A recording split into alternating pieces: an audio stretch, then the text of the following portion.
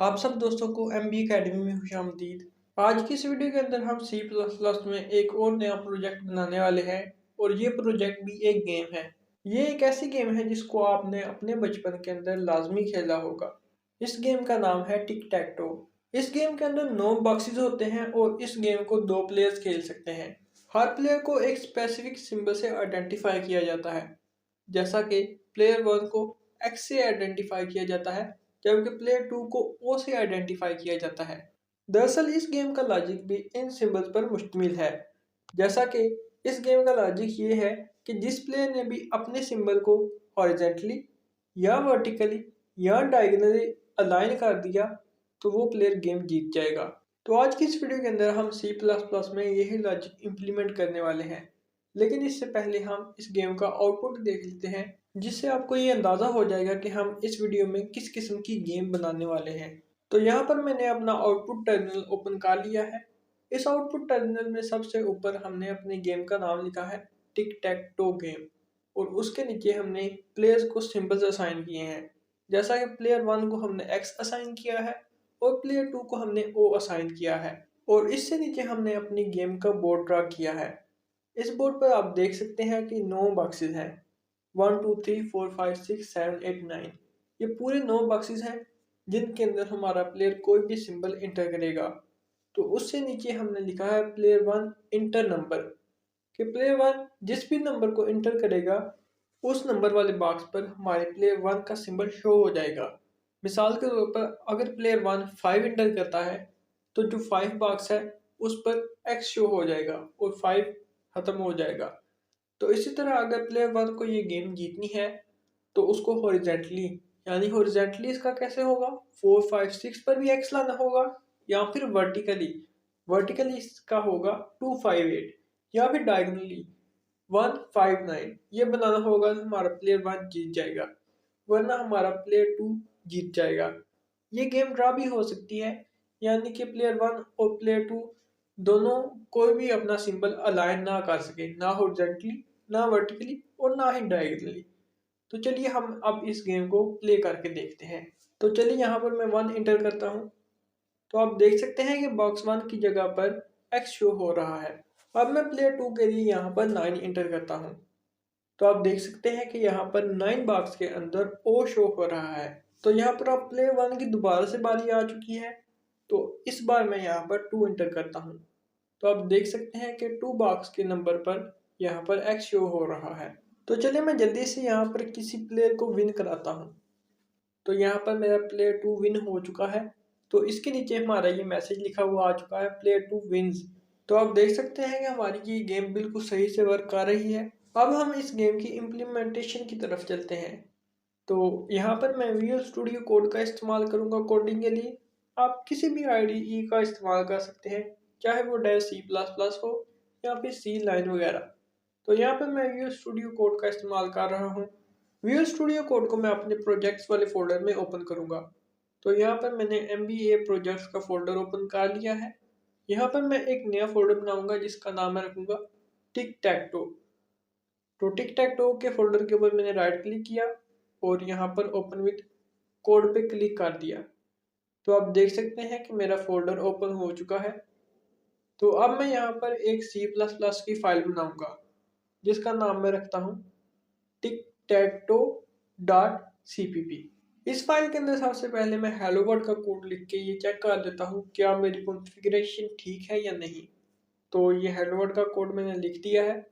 अब मैं यहाँ पर रन पर क्लिक करता हूँ। तो आप देख सकते हैं कि यहाँ पर हेलो वर्ल्ड लिखा हुआ आ चुका है। तो अब मैं हेलो वर्ल्ड को रिमूव करके अपनी गेम की कोडिंग शुरू करता हूँ। इस मेन फंक्शन के अंदर सबसे पहले मैं एक इन्फिनिटी डू वाइल लूप लगाऊंगा, क्योंकि हमारी अक्सर गेम में लूप्स इन्फिनिटी तक चलते हैं।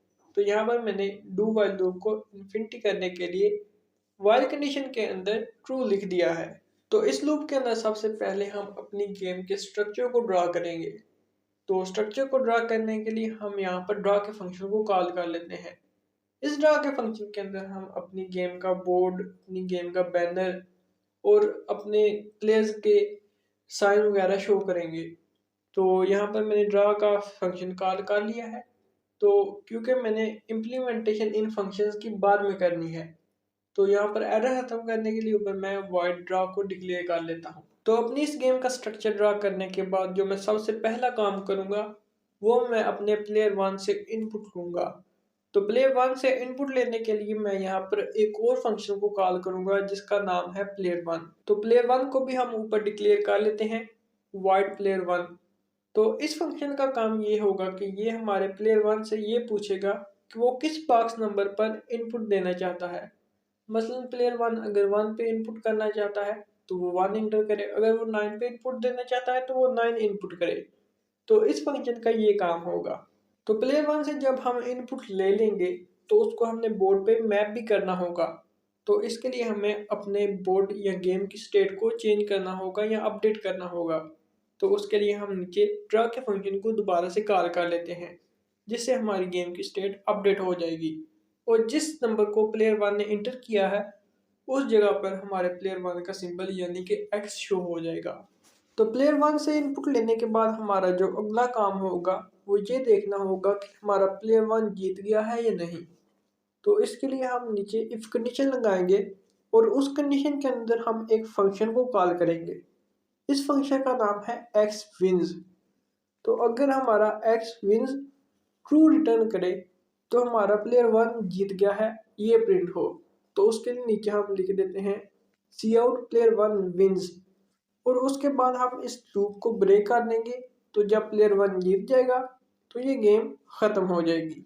इसके अलावा अगर हमारा प्लेयर 1 नहीं जीतता तो हम प्लेयर 2 से इनपुट लेंगे। तो प्लेयर 2 से इनपुट लेने के लिए हमने प्लेयर 1 की ही तरह एक प्लेयर 2 नाम का फंक्शन बनाया है और उसको हम कॉल कर लेते हैं। इसको ऊपर डिक्लेयर भी कर लेते हैं।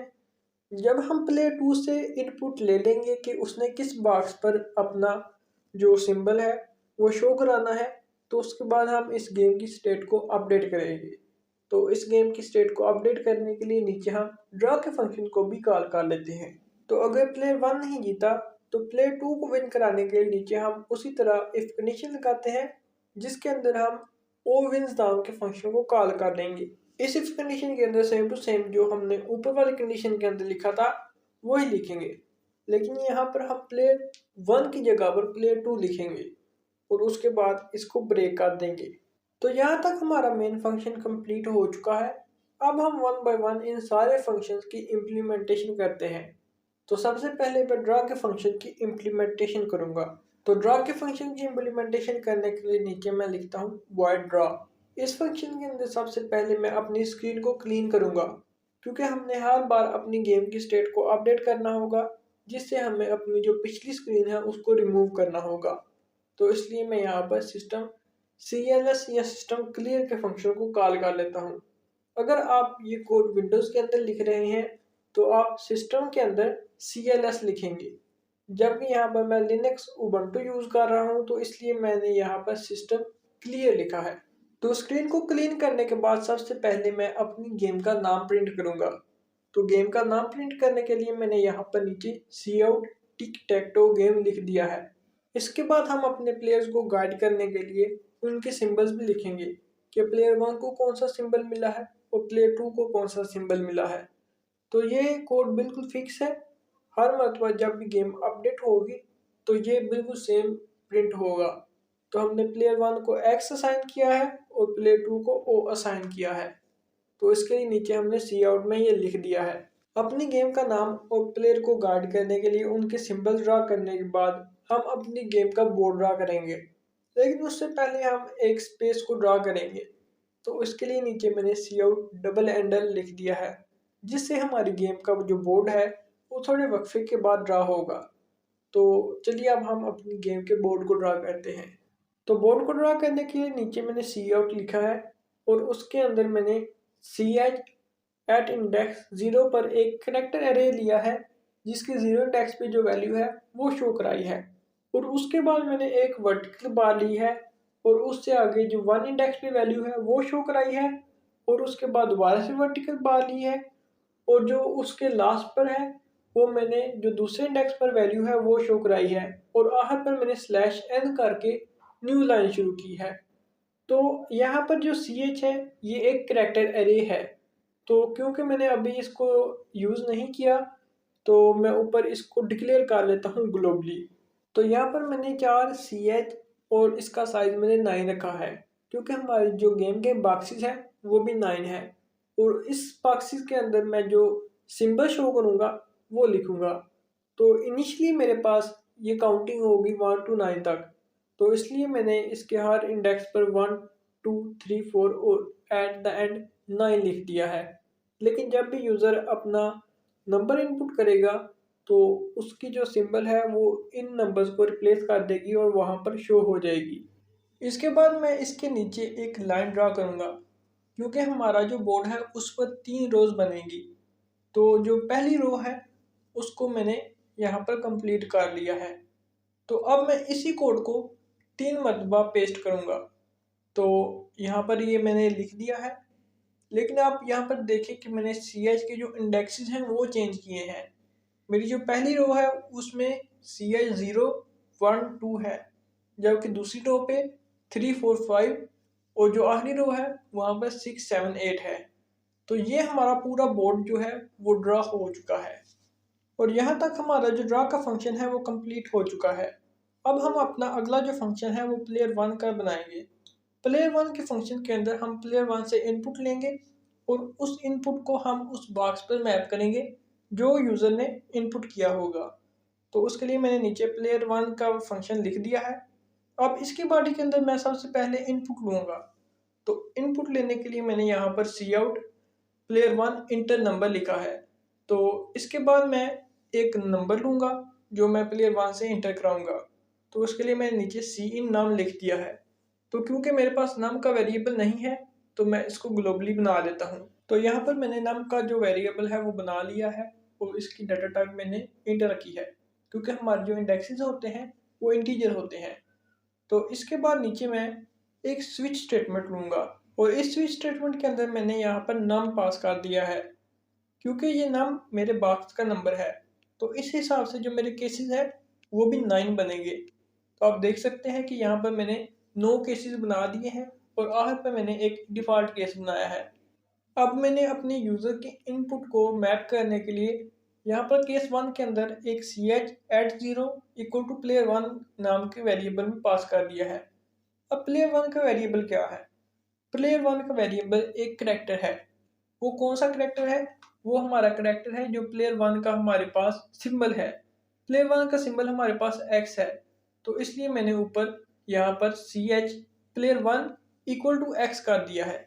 तो इससे ये होगा कि हमारा जो यूज़र नंबर इंटर करेगा, मिसाल के तौर पे हमारा यूज़र 1 इंटर करता है, तो 1 इंटर करने पर जो करैक्टर है 0 इंडेक्स पर, वहाँ पर हमारा जो प्लेयर 1 का सिंबल है वो रिप्लेस हो जाएगा।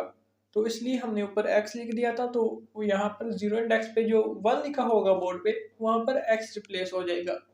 तो इसके बाद मैं इस केस को ब्रेक कर दूंगा। तो सेम टू सेम इसी तरह मैं सारे केसेस लिख दूंगा अनटिल करैक्टर एट इंडेक्स 8 तक, क्योंकि 0 से 8 तक हमारे पास 9 बॉक्सेस बनते हैं। तो हमारे जो आखिरी करैक्टर का इंडेक्स होगा वो हमारा 8 होगा। तो डिफ़ॉल्ट के अंदर हम ये करेंगे कि हम अपने यूज़र से बोलेंगे please inter number from 1 to 9, कि वो 1 to 9 के दरमियान नंबर इंटर करे। तो इसके लिए हम प्लेयर 1 के जो फंक्शन है उसको दोबारा कॉल कर लेंगे, यानी कि रिकरियन करेंगे। अगर यूज़र 1 to 9 नहीं करता, कुछ और इंटर कर देता है, तो हम इस फंक्शन को दोबारा कॉल करेंगे जिससे ये दोबारा इस यूज़र से इनपुट लेगा। तो यहाँ तक हमारा प्लेयर 1 का जो फंक्शन है वो कंप्लीट हो चुका है। अब हमारा जो अगला फंक्शन है वो प्लेयर 2 का फंक्शन है। प्लेयर 2 का फंक्शन भी प्लेयर 1 की तरह ही है, लेकिन जहाँ पर प्लेयर 1 लिखा है वहाँ पर हम प्लेयर 2 लिख देंगे। तो इसके लिए मैं इस फंक्शन को कॉपी कर लेता हूँ और नीचे पेस्ट कर देता हूँ, और जहाँ-जहाँ पर भी प्लेयर 1 यूज़ हुआ है वहाँ पर मैं कर्सर लगा के प्लेयर 2 लिख दूँगा। तो ये हमारे पास जो फंक्शन रेडी हुआ है ये प्लेयर 2 का फंक्शन है। तो ये भी सेम उसी तरह काम करेगा जिस तरह प्लेयर 1 का फंक्शन काम करेगा। लेकिन अभी हमारे पास प्लेयर 2 का वेरिएबल नहीं है, तो ऊपर हम प्लेयर 2 का एक करैक्टर टाइप का वेरिएबल बना देते हैं। तो उसके लिए नीचे मैंने character player 2 equal to O रख दिया है, क्योंकि हमारा जो प्लेयर 2 है उसका सिंबल ओ है और यूज़र जिस इंडेक्स पर, यानी यूज़र मतलब प्लेयर 2 जिस इंडेक्स पर इंटर करेगा अपना नंबर, तो उस बॉक्स की जगह पर हमारा ओ रिप्लेस हो जाएगा। तो यहाँ तक हमारे दो फंक्शन इनपुट वाले कंप्लीट हो चुके हैं। अब रिजल्ट वाले फंक्शन रह चुके हैं। वो कौन से हैं? एक्स विंस या फिर ओ विंस। तो चलिए अब हम उनकी कोडिंग करते हैं। तो सबसे पहले मैं एक्स विंस की इम्प्लीमेंटेशन करूँगा। तो नीचे मैंने बूल एक्स विंस लिख दिया है। अब इसकी बॉडी के अंदर हम क्या करेंगे? इसकी बॉडी के अंदर हम ये देखेंगे कि हमारा जो सिंबल एक्स है वो हॉरिजॉन्टली, वर्टिकली या डायगोनली अलाइन है या नहीं। तो इस कंडीशन को हम चेक करेंगे। अगर हमारा जो वो सिंबल एक्स है वो अलाइन हुआ हॉरिजॉन्टली, वर्टिकली या डायगोनली, तो हम उस जगह पे रिटर्न करेंगे ट्रू। तो अगर वो अलाइन ना हुआ तो हम फॉल्स रिटर्न कर देंगे। तो हर मर्तबा जब भी हमारा लूप चलेगा, गेम का लूप, तो वो चेक करेगा क्या हमारा एक्स अलाइन है। तो अगर एक्स अलाइन हुआ तो वो ट्रू कर देगा रिटर्न, अगर नहीं अलाइन हुआ तो वो फॉल्स रिटर्न करेगा। तो इसके लिए नीचे मैं एक इफ़ कंडीशन लिखता हूँ। इफ़ कंडीशन के अंदर मैंने लिखा है C H at index 0 equal to X, at index 1 equal to X and at index 2 equal to X. इसका क्या मतलब है? इसका मतलब है कि हमारा एक्स जो सिंबल है वो पहली रो, जो ऊपर वाली पहली रो है, उसमें अलाइन हो चुका है। अगर वो अलाइन हो चुका है तो हम क्या रिटर्न करेंगे? ट्रू रिटर्न कर देंगे। तो इसीलिए मैंने आगे रिटर्न ट्रू लिख दिया है। अब ये कंडीशन सिर्फ हमारी पहली लाइन के लिए ही ट्रू साबित होगी, लेकिन हमारी जो बाकी की दो लाइनें हैं उनके लिए भी हमें कंडीशन लिखनी पड़ेगी। तो अब मैंने नीचे लिख दिया है else if character at index 3, 4 and 5 equal to X then return true. कि अगर हमारा एक्स जो करेक्टर है वो इंडेक्स 3, 4 और 5 यानी कि जो दूसरी रो है उस पर अलाइन हो गया है, तब भी ये ट्रू रिटर्न कर दे। अगर नहीं तो अगली जो हमारी कंडीशन है वो है एल्स इफ। एल्स इफ के अंदर हमने 6, 7, 8 लिखा है, यानी कि जो हमारी बोर्ड की लास्ट रो है। अगर हमारा एक्स सिंबल लास्ट रो पे अलाइन हो चुका है तो ये तब रिटर्न कर दे ट्रू। तो ये जो तीन कंडीशंस है ये हमारी हॉरिजॉन्टली लाइंस को चेक करेंगी कि हमारा एक्स हॉरिजॉन्टली किसी लाइन पे अलाइन हो चुका है। लेकिन जो हमारी अगली कंडीशंस है वो ये चेक करेंगी कि क्या हमारा एक्स वर्टिकली अलाइन हो चुका है या नहीं। तो उसके नीचे मैंने लिखा है else if character at 0, 3, 6 equal to X then return true.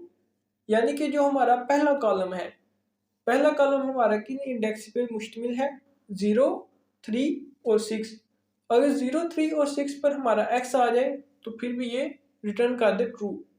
और उसके अलावा हमारा जो दूसरा कॉलम है वो इंडेक्स 1, 4, 7 पर है। तो उसके लिए नीचे मैंने लिखा है 1, 4, 7 equal to X then return true.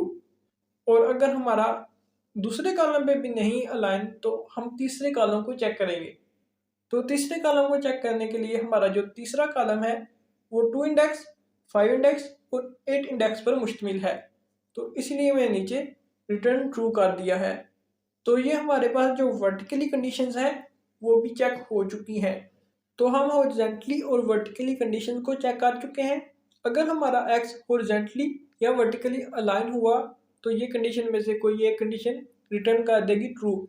अब हम अपने एक्स को डायगोनली चेक करेंगे कि हमारा एक्स है जो डायगोनली अलाइन है या नहीं। तो उसके लिए मैंने जो पहली कंडीशन लिखी है उसमें लिखा है character at index 0 equal to X, at index 4 equal to X, at index 8 equal to X. इसका मतलब है कि 0, 4 और 8 पे जो डायगोनल बन रहा है उस पर अगर हमारा एक्स अलाइन हो चुका है तो ये रिटर्न कर देगा ट्रू।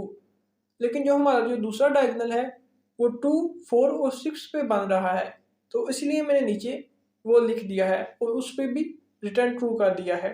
अब हम लास्ट पे एल्स के अंदर रिटर्न करेंगे फॉल्स, क्योंकि हमारे अगर सारी कंडीशंस चेक हो चुकी हैं तो इसका मतलब है कि हमारा एक्स कहीं पर भी अलाइन नहीं हुआ। तो हमने इसीलिए नीचे एल्स रिटर्न फॉल्स कर दिया है। तो ये हमारे पास एक्स विन का फंक्शन कंप्लीट हो चुका है। अब हमारे पास जो आखिरी फंक्शन रह चुका है वो है ओ विंस का। ओ विंस का फंक्शन मैंने नीचे लिख दिया है। तो आप देख सकते हैं कि ये बिल्कुल एक्स विंस की ही तरह है। लेकिन फ़र्क सिर्फ इतना है कि जहाँ पर ऊपर एक्स था तो यहाँ पर वो ओ है।